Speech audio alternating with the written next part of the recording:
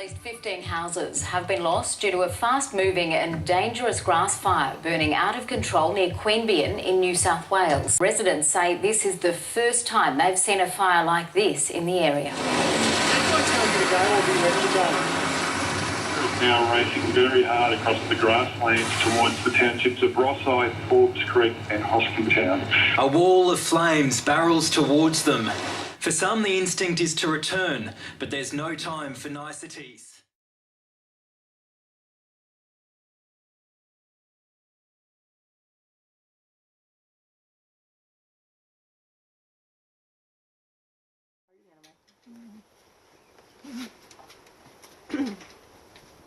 I suppose one of the big things with these guys is myopathy, because it would have been horrendous, you know, with the fire engines and the helicopters and people everywhere. And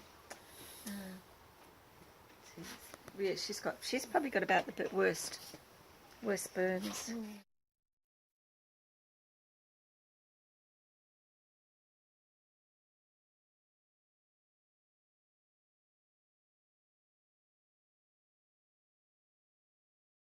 These burns are 1 week old now. We've taken away all the dead leather, or burned leather, and now we have to wait for all this area to heal. She was with her mother. Her mother had a fractured femur as well as burns and had to be euthanased. We've had 10 come in so far. One had to be euthanased. The other one died on its way here, and they're just trying to bring them in slowly because there's so much work involved in looking after them. Oh, they're very painful. You could tell with this little one, she just didn't want to hop. She did not want to move at all. There's a paddy on that now, so it makes it much more comfortable for them. When they're quite bad like this, I just want to make sure that's not creased. There we go. You'd have to do it every couple of days when they're bad burns. Some of the others are looking quite good, so I cut it right back because they're wild animals as well, so he's easy to sedate, whereas that one down there was quite difficult to get. Essentially I have to sneak up on them when they're eating to give them sedation. That's why we've contained them in. We'd like to put them outside in the big enclosure, but we can't. Because the medication, the sedation's very expensive, so they're on antibiotics. All these dressings,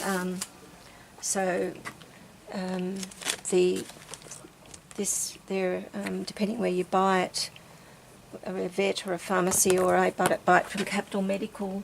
The cheapest you get is $20 a tube, and can go up to $40 a tube, and you go through a lot of that. This Vaseline gauze is expensive as well, and then you've got the non-adherent dressings, and then there's the food. But it's probably this initial stage with the antibiotic sedation and dressings that's the most expensive part. And there'll be more coming in, because there's only 2 places that will take adult kangaroos, or adult animals, wallabies and kangaroos. The other place is now full. So if we say no, we can't take any more, then we'll just have to kill them, because there's no one else that can take adults, because adults are difficult.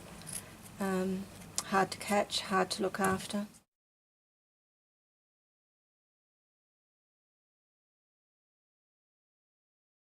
Another one from the fire? Yes, when I arrived home and Firefly had been brought in, she was having trouble breathing, so we assume she's had some inhalation damage as well. So she does still have a bit of noisy breathing, but she's eating well and drinking well. Both got nasty burns to their feet, and this little girl on the left there has had a fractured femur. So I was out at the vet's for a number of hours the other night, and Howard put a pin in the femur. We died 1 week ago because the property owners rang up and said that she was distressed, and she really was. Bad foot burns, and singed down the front, and she would have had a joey, a fairly big joey, but the joey's gone. So hopefully it's still alive, but who knows? You know. But despite having these kinds of wounds on their feet and their hands, catching them has not been easy. You know, they had to be darted. It's not like you could walk up to them and just pick them up. Some of them have inhaled hot air and smoke, which has had some impact on their lungs, and that's something else we've been treating. One of the other aspects we've been mindful of with these animals is the trauma that they've actually suffered as a result of the fires, and the fact that there were fire engines and there were helicopters and people racing around and all that. So the wounds are one thing, but there's just the trauma of the whole event. And so that they might have post-traumatic stress disorder is a real consideration.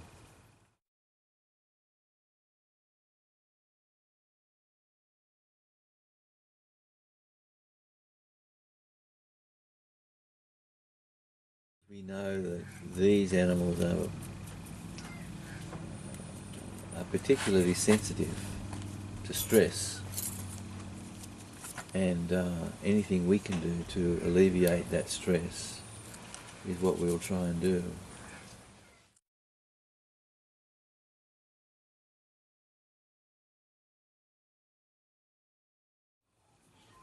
And this one's got a little joey. These girls have all got little joeys. Oh, that's the other thing too, they've got little ones in the pouch.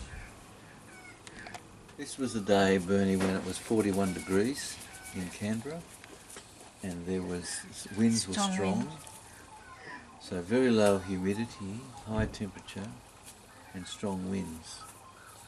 Apparently this fire started because someone was using power tools. On a 41-degree day. Yeah, that's right. And look at all the trauma it's caused.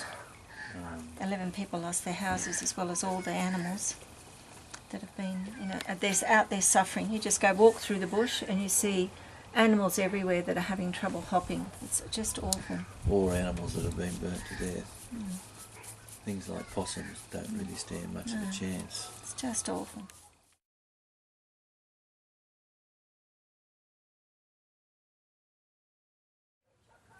We have between 300 and 350 animals come through here each year.